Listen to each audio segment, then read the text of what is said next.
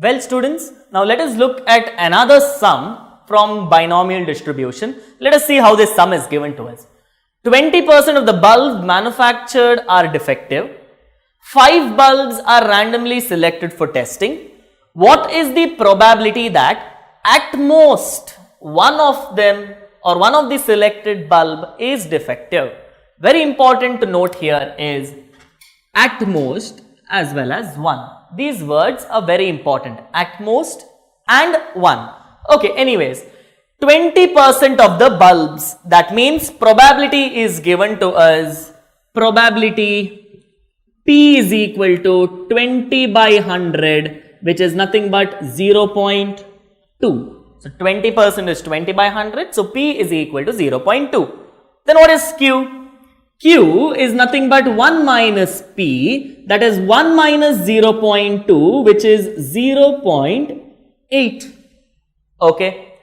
So we know what is P, 0.2. We know what is Q, 1 minus 0.2, which is nothing but 0.8. Next we need to know what is the value of N. How many bulbs are given here? 5 bulbs are given. That means N is equal to 5. So we know P, we know Q, we know N. Next, students, the first part to write is the probability mass function. PMF. It is nothing but P of x is equal to NCx into P to the power x into Q to the power n minus x, semicolon, don't forget to write the range. X is equal to 0, 1, 2 up to n finite terms. Okay. Now what is the question they have asked? This is very important. They have asked us probability of at most 1. Okay, let us analyze, students. What is the meaning of at the most 1?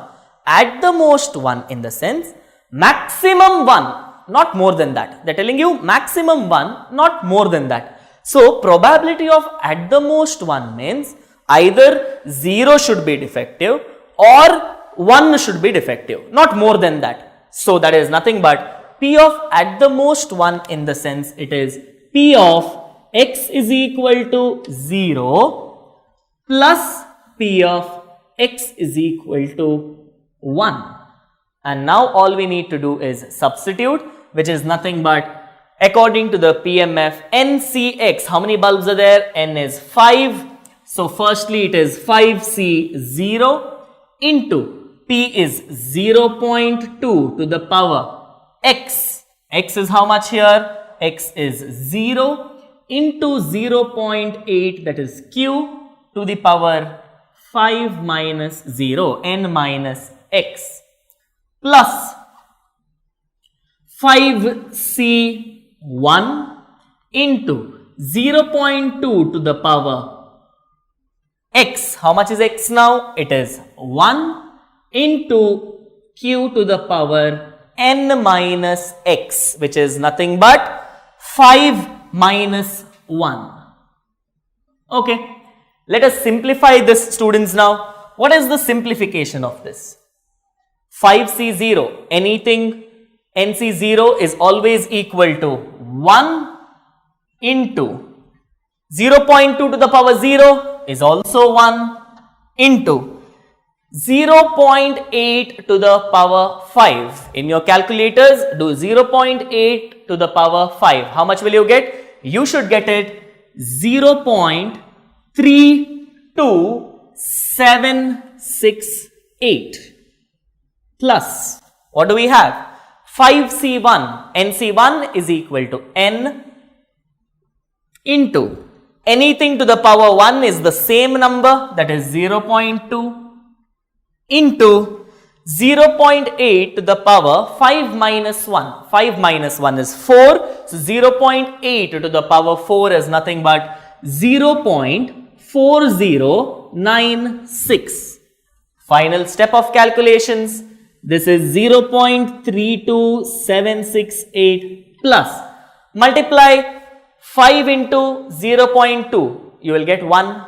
1 into 0.4096 is the same thing, 0.4096. 4096 equals to, do the total of this, the final total should be 0.73728, and this is the required answer for this sum. Remember students, this is how we need to follow the method. First we need to write what is given, P, Q as well as N.